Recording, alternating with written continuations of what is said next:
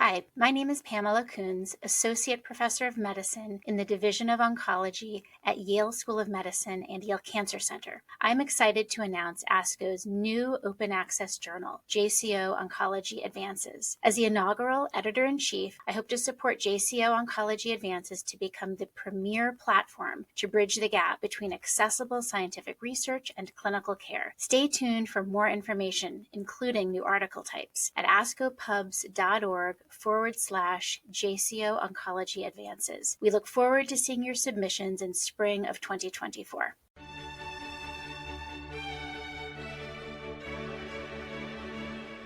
This JCO podcast provides observations and commentary on the JCO article, Immune Checkpoint Inhibitor Therapy in Patients with Preexisting Inflammatory Bowel Disease by Abu-Sbeih et al. My name is Katy Tsai, and I am Assistant Professor of Medicine in the Division of Hematology and Oncology at the University of California, San Francisco. My oncologic specialty is the treatment of advanced melanoma and non-melanoma skin cancers. Immune checkpoint inhibitors, referred to as ICIs in this podcast, have transformed the landscape of treatment options in oncology. While ICIs were first approved for the treatment of advanced melanoma in 2011, since that time, ICIs have shown activity in a variety of other histologies.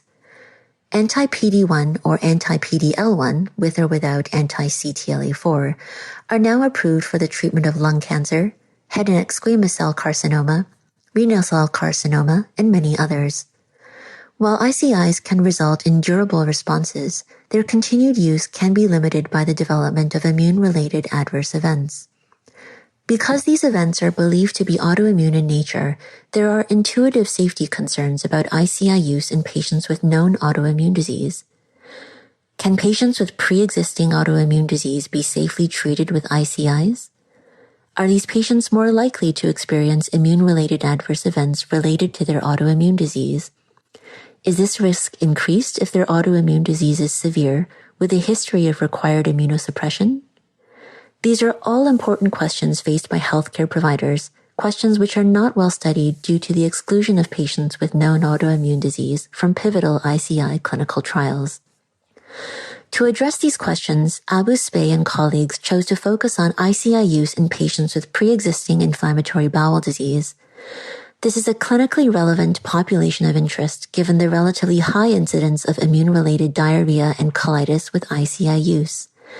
These immune-related adverse events occur in almost half of patients receiving combination anti-CTLA-4 and anti-PD-1 or PD-L1, about 1/3 of patients receiving anti-CTLA-4, and less frequently in patients receiving anti-PD-1 or PD-L1 alone. Abu-Sbeih and colleagues conducted a retrospective multi-center study in which 102 patients, half with Crohn's disease, half with ulcerative colitis, received ICI between 2010 and 2019. 17 patients received anti-CTLA-4 and 85 received anti-PD-1 or anti-PD-L1. This is a notable cohort of patients, as previous meta-analyses have reported on the safety of ICI use in much smaller numbers of patients with inflammatory bowel disease and with less detailed clinical characterization of their inflammatory bowel disease. Univariate and multivariate logistic regression were used to assess the risk of gastrointestinal, or GI, adverse events, and was compared to a control population of 11,377 ICI-treated patients without inflammatory bowel disease from the same participating institutions. An important observation made by the authors was that the rate of GI immune-related adverse events in the inflammatory bowel disease cohort was significantly higher at 41% compared to 11% in the non-inflammatory bowel disease cohort. Univariate analysis identified anti-CTLA-4, given as monotherapy or in combination, as a risk factor for GI immune-related adverse events compared to anti-PD-1 or PD-L1 therapy, but showed only a tendency toward significance in multivariate analysis, as did inflammatory bowel disease involving the colon. Although none of the collected clinical variables reached significance in multivariate analysis, the author's analysis of outcomes in the inflammatory bowel disease cohort is illuminating. Of the 41 inflammatory bowel disease patients who developed diarrhea, 51% had peak grade 3 or 4 diarrhea, 76% received glucocorticoids, and 29% required additional immunosuppression with infliximab or vedolizumab. 4% developed colonic perforation, with half of those patients requiring surgical intervention. Also of note, patients who were identified as having active inflammatory bowel disease within 3 months of ICI start had higher grade diarrhea compared to patients with inactive inflammatory bowel disease. Endoscopy data were also available for 48 inflammatory bowel disease patients. Interestingly, of the 41 patients who were noted to have normal or mild inflammatory findings, 18 patients, or 43%, developed any GI immune-related adverse events, of which 5 cases, or 12%, were grades 3 to 4. In the 7 patients with moderate or severe inflammatory findings, 5 patients, or 71%, had GI immune-related adverse events of any grade, of which 2 cases, or 29%, were grades 3 to 4. Despite the higher rate of GI immune-related adverse events and associated complications in the inflammatory bowel disease cohort compared to the non-inflammatory bowel disease cohort, there were no fatalities. Additionally, 48% of patients in the inflammatory bowel disease cohort were identified as having complete response, partial response, or stable disease to ICI therapy, a clinical benefit rate similar to those reported in ICI clinical trials. It seems, then, that the benefits of ICI therapy in this population may well outweigh the risks, particularly for patients with inflammatory bowel disease who may have no viable alternative therapy available for their malignancy. Overall, despite the inherent limitations of retrospective analysis, this work represents the largest study to date investigating the risk of GI immune-related adverse events in patients with cancer and comorbid inflammatory bowel disease who were treated with ICIs. It provides evidence for increased incidence and severity of GI immune-related adverse events and complications thereof in a well-annotated cohort of patients with inflammatory bowel disease.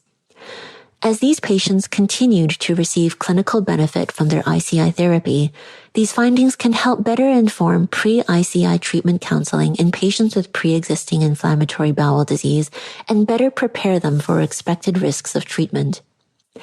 At the same time, this work also raises a number of questions for further investigation. Is anti-CTLA-4 truly safe to use in this population? Or was this limited by the small number of patients receiving anti-CTLA-4 in this study? Should ICI therapy be delayed to allow for optimal treatment of active inflammatory bowel disease to decrease the risk of severe GI immune-related adverse events? What additional guidance can be given to providers regarding when to initiate additional immunosuppressive therapy, and should this be driven by endoscopic findings? These questions and more can and should be investigated in future larger-scale prospective studies. For the time being, based on the data presented, I would certainly be more cautious about giving a more aggressive immunotherapy regimen, that is, combination anti-CTLA-4 and anti-PD-1 or PD-L1, in a patient with highly symptomatic inflammatory bowel disease.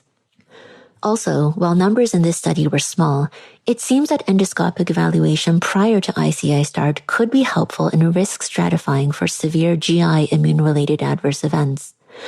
While inflammatory findings on endoscopy may not necessarily be an absolute contraindication to use of ICI, it seems these results would certainly be helpful in shared decision-making with the patient regarding the risk of developing GI immune-related adverse events and weighing other potential treatment options.